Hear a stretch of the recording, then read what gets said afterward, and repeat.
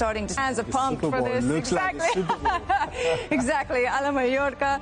But talking a little bit more about Real Madrid, and Bruno had pointed out when we were looking at the lineups, the fact that Ancelotti will have one eye on the Clásico coming up around the corner. So 2 out of the back 4 are, well, Militao was dropped last minute, but he has decided to give a rest as well too. So it's understandable. It is understandable, and I think the team and some of the players need it as well.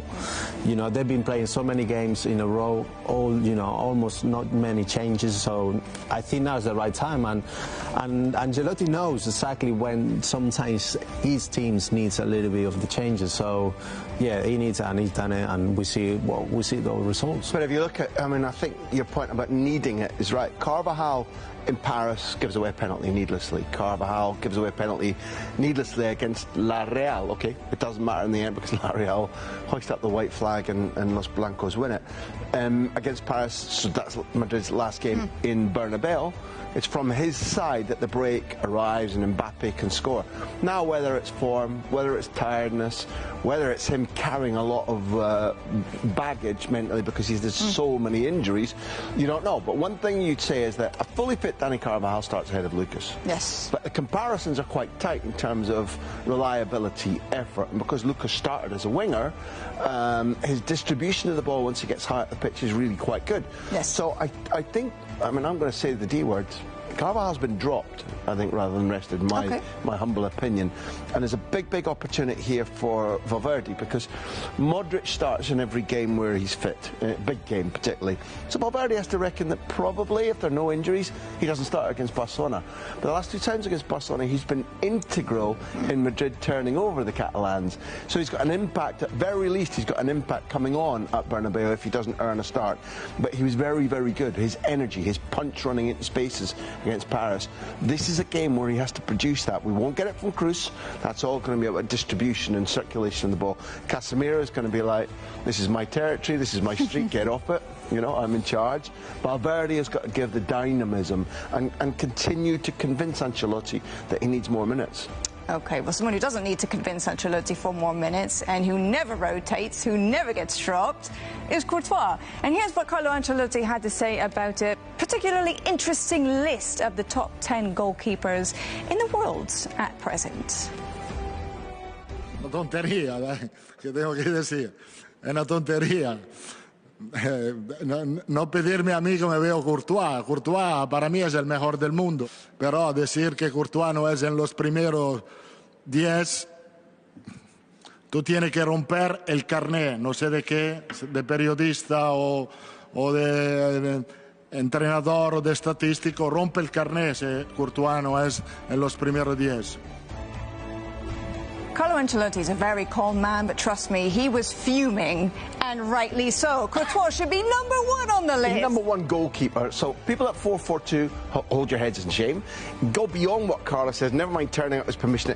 Take away his typewriter, take away his pen, whatever. Whoever decided that. Courtois is in the top 2 or 3 footballers in the world, not just goalkeepers. The Ballon d'Or were being awarded this week. He'd be on the short list. I like it. I like it.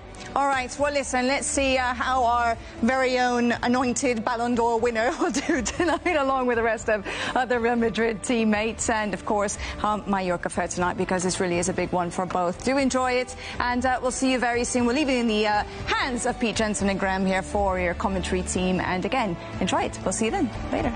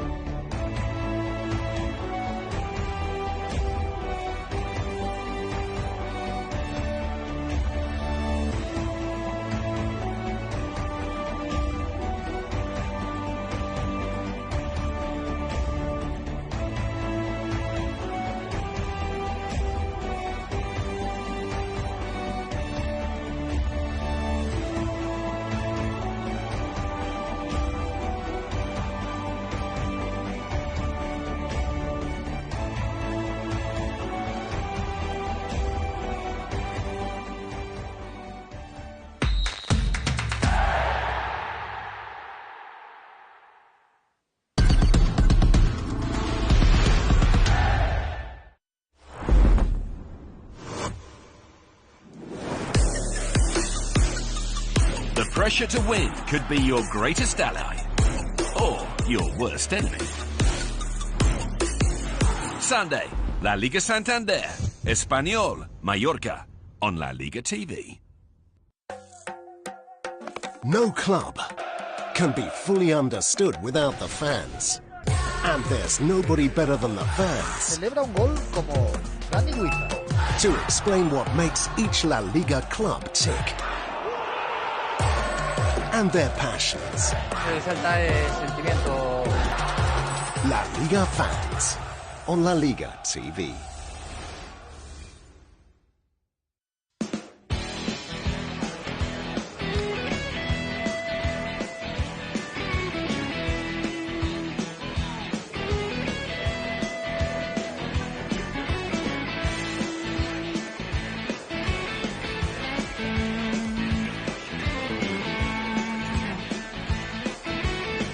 Who puts it back into the area, and the header and into the back of the net, and it's Luke de Jong who's got the goal.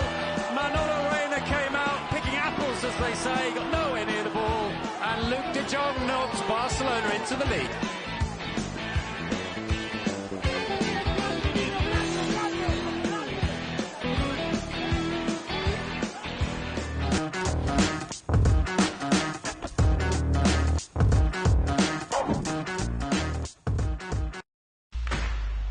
The enigmatic, charismatic superstar of athletics. I got the fire in my belly.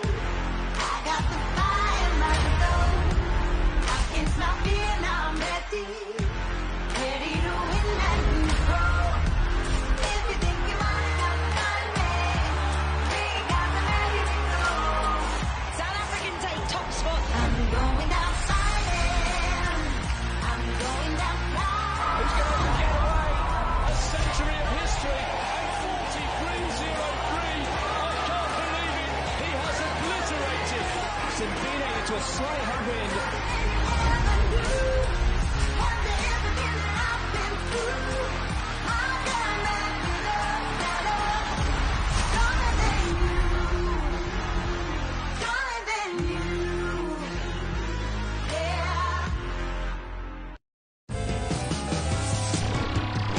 Absolutely brilliant. Welcome to the Classico.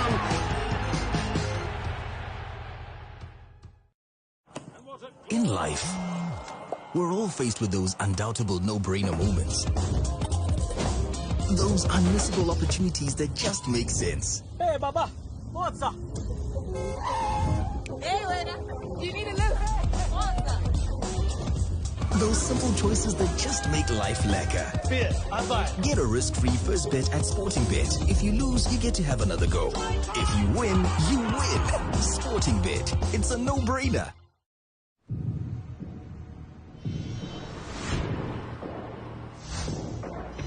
The all-new Toyota Agya. Sleek styling, modern convenience, LED projector headlamps, alloy wheels, push-start ignition, Wi-Fi. Hang on, all of that's in there? Yeah, it's even got a service plan.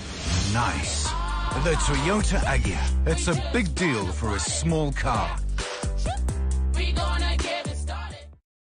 Do it. Do it for the culture. Do it because you can, or because you can't, or don't do it. But Sabanza boy, work hard and dress to flex or to relax. Jive a man, dance like you're on the guest list.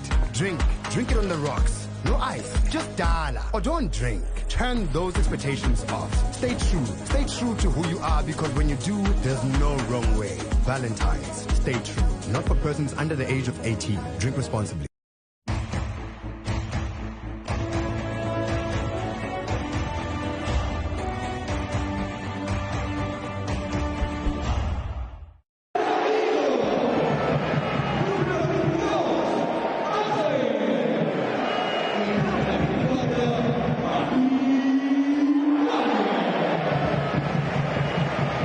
Mallorca Stadium is the final game of match day 28 in La Liga. It's the leaders, Real Madrid, against Mallorca. Real Madrid will go 10 points clear with 10 games left if they can win tonight. They're up against a Mallorca side who, if they win, will move 5 points away from the drop zone. They're having a tough season, Mallorca. They're on a run of 4 straight defeats.